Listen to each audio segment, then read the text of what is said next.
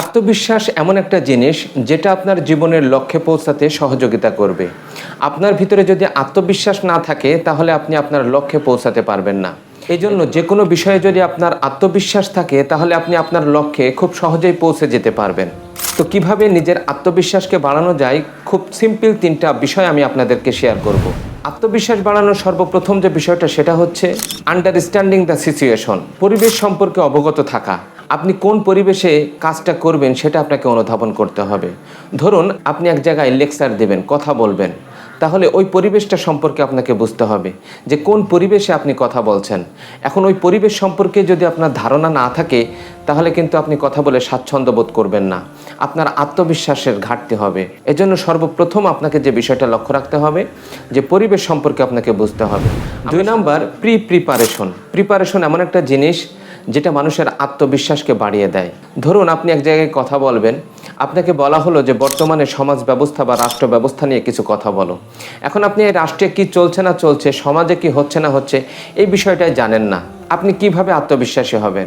কথা বলতে গেলে আপনাকে আমতা আমতা করতে হবে। কি বলবো, 1 মিনিট কথা বলার পরে আপনি আর কথা খুঁজে পাবেন না। এই জন্য আপনাকে ডাটা কালেক্ট করতে হবে। যে বিষয়ে আপনাকে দেওয়া হবে সেই বিষয়টা নিয়ে আপনাকে রিসার্চ করতে হবে। সেই বিষয়টা নিয়ে গুগল বা চ্যাটজিপিটি আপনাকে খুঁজতে হবে যে আমি যে বিষয়টা নিয়ে বলতে চাচ্ছি এই বিষয়ে কি কি ডাটা আছে, এই বিষয়ে কি কি তথ্য আছে, এটা আপনাকে ভালোভাবে জানতে হবে। আপনার সামনে যখন নতুন নতুন ইনফরমেশন থাকবে তখন আপনি কথা বলতে আত্মবিশ্বাসী হবেন।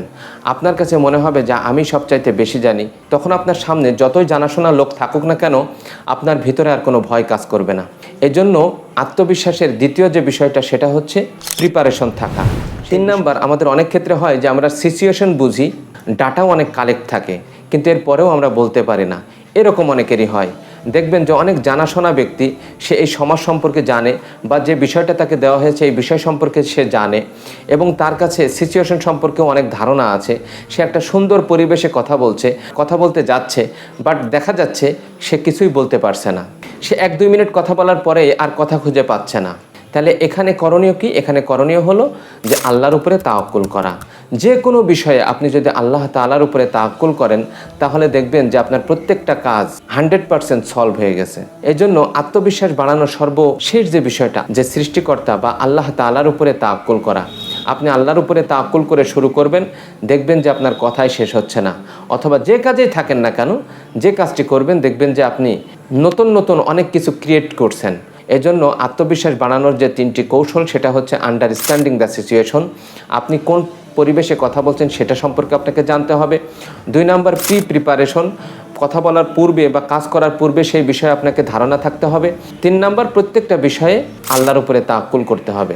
আল্লাহ তাআলার উপরে যদি আপনি 100% তাওয়াক্কুল করেন তাহলে প্রত্যেকটা প্রবলেম আপনার 100% সলভ হয়ে যাবে ইনশাআল্লাহ।